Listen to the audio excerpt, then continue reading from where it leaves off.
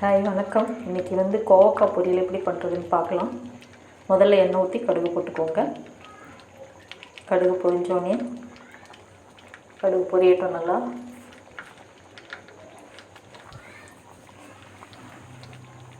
கடுகு நல்லா பொரியட்டும்.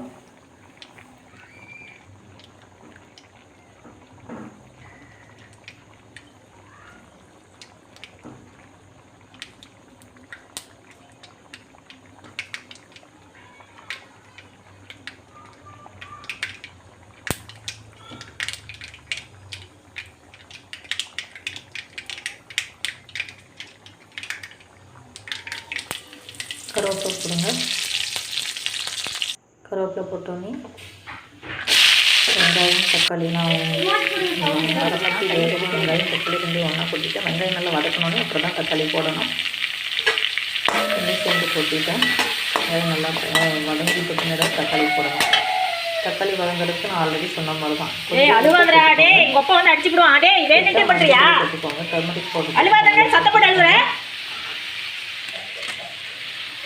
தக்காளி வெங்காயம் நல்லா வதங்கட்டும்.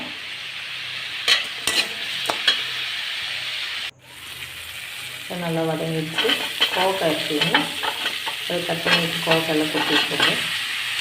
கோவக்காய் பொரியல் நல்லதுங்க, உடம்புக்கு நல்லது. அதாவது பிபி கொலஸ்ட்ரால் இருக்கிறவங்க அந்த கோவக்காய் பொரியல் சாப்பிட்லாம், உடம்புக்கு நல்லது. கோவக்காய் நல்லா கட் பண்ணி பிடிச்சியாக கட் பண்ணி கோவக்காய் நல்லா முதல்ல கோவக்காய் பிஞ்சாக இருக்கணும். இந்த மாதிரி பழுத்தெல்லாம் இருக்கக்கூடாது. நான் இந்த காய் எதுவாக இருந்தாலும் பரவாயில்லன்னு சொல்லி நான் பொரியல் பண்ணுறேன்.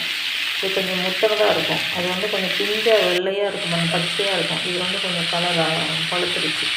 இஞ்சி பூண்டு பேஸ்ட் லைட்டாக சேர்த்துக்கோங்க. லைட்டாக மிளகாத்தூள் லைட்டாக போட்டுக்கோங்க. காரம் கம்மியாக போட்டுக்கோங்க. அரை டீஸ்பூன் போட்டிங்கன்னா கூட ஓகே, ஏன்னா காரம் கம்மியாக சேர்த்திக்கோங்க. சாம்பார் தூள் லைட்டாக, அது லைட்டாகிறத விட ஒரு அரை டீஸ்பூன், ஒரு டீஸ்பூன் சாம்பார் தூள் போட்டுக்கோங்க. அரை டீஸ்பூன் மிளகாத்தூள், அதே மாதிரி ஒரு டீஸ்பூன் மல்லித்தூள் சேர்த்துக்கோங்க. காய் கொஞ்சம் நல்லா அப்படியே அந்த இதெல்லாம் காரம்லாம் மசாலாத்தூள்லாம் காயோட மிங்கில் ஆகிற மாதிரி பரட்டிக்கோங்க.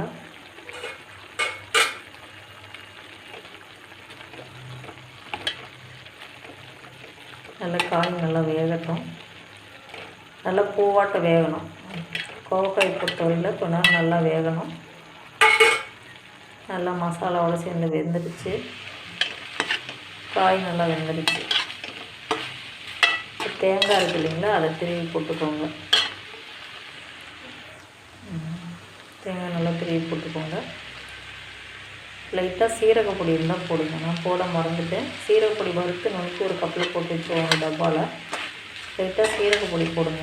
வறுத்து போட்டு அதில் போட்டிங்கன்னா நல்லாயிருக்கும். ட்ரை பண்ணி பாருங்கள். நன்றி, வணக்கம்.